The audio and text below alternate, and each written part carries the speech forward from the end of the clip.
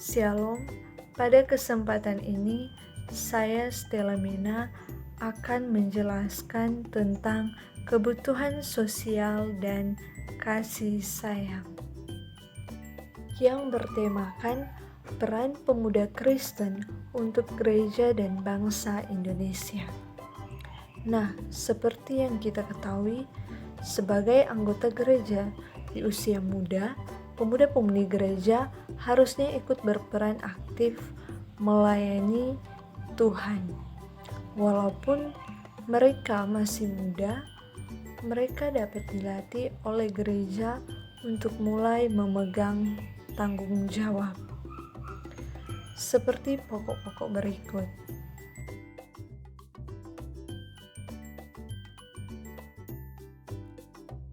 Yang pertama, melayani dalam pelayanan ibadah di gereja. Pemuda yang dilatih dapat dilibatkan dalam pelayanan ibadah gereja. Mereka dilibatkan sebagai pemain musik, petugas kolekte, operator LCD, singer, ataupun pemimpin nyanyian jemaat. Selain itu, pemuda-pemudi juga dapat dilibatkan sebagai guru atau pengajar anak-anak yang ada di sekolah minggu. Juga mengikuti persekutuan yang dilakukan di rumah-rumah jemaat. Yang kedua, menjadi agen penggerak tubuh Kristus yang bertumbuh.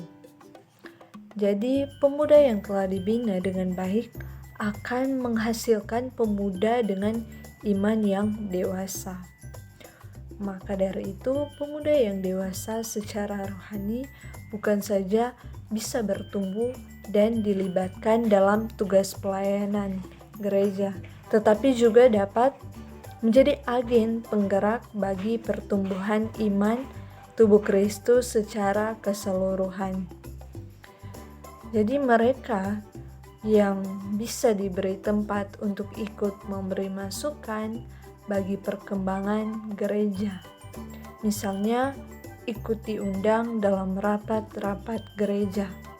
Karena dari ide-ide yang baik dari pemuda dapat menjadi bagian dari kemajuan gereja tersebut. Jadi perlu diperhatikan bahwa semakin muda usia pembinaan, semakin cepat pula persiapan gereja untuk menghasilkan anggota-anggota jemaat yang didewasakan di dalam Kristus. Gereja harus memberikan waktu, dana, dan perhatian bagi pembinaan iman kaum pemuda.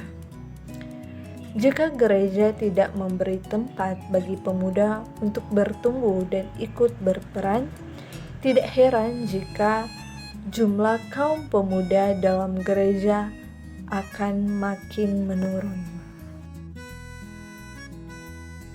Yang ketiga, menjadi penerus masa depan gereja. Pada masa remaja dikatakan sebagai masa-masa emas dan akan diisi dengan berbagai kegiatan untuk menyongsong masa depan.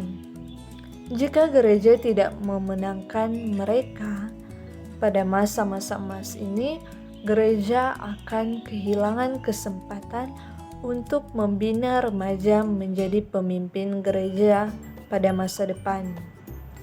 Walaupun tidak semua remaja ataupun muda akan menjadi pemimpin, jika mereka dibina dengan baik, mereka dapat menjadi pemuda-pemudi berpotensi yang memberi pengaruh kepada gereja, terutama menjadi teladan bagi pemuda-pemudi lain dan yang lebih muda.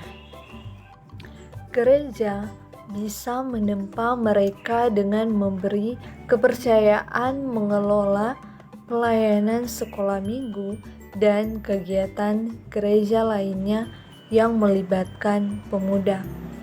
Melalui pembinaan iman remaja yang baik, gereja telah menyiapkan masa depannya yang cerah. Seperti yang tertulis di Amsal 22 ayat 6, "Didiklah orang muda menurut jalan yang patut baginya, maka pada masa tuanya pun ia tak akan menyimpang daripada jalan itu." Nah, dalam konteks berbangsa, peran dan tanggung jawab pemuda Kristen sangat besar. Pemuda Kristen harus berani menempatkan dirinya di garda terdepan dalam mewujudkan kedamaian, kesejahteraan, keadilan, kebenaran, keutuhan, ciptaan, dan demokrasi di Indonesia yang berdasarkan kasih. Dengan kata lain, pemuda Kristen harus menjadi pelopor terwujudnya Shalom Allah di muka bumi ini.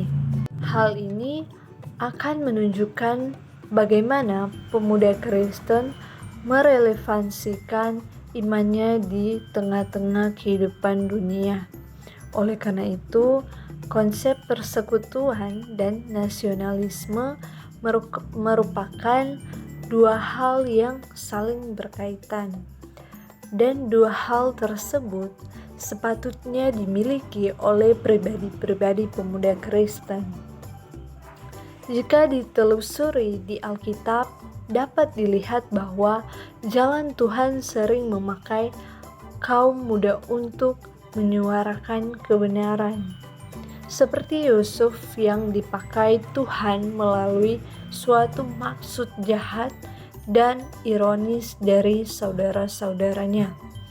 Dalam usianya yang masih muda, menjadi orang pertama yang dipakai Allah untuk menjadi pemimpin bangsa, bahkan di luar bangsanya sendiri.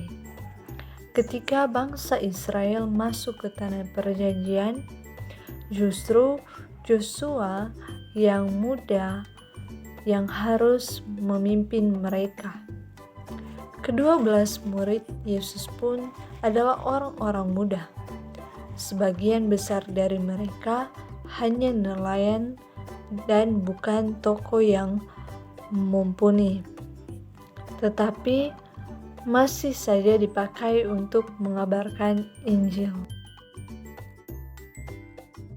Oleh karena itu, jangan seorang pun menganggap engkau rendah karena engkau muda.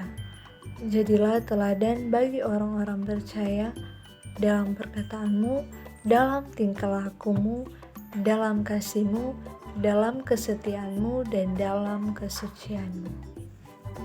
1 Timotius 4 ayat 12. Demikian materi ini, semoga bermanfaat. Terima kasih dan Tuhan Yesus memberkati.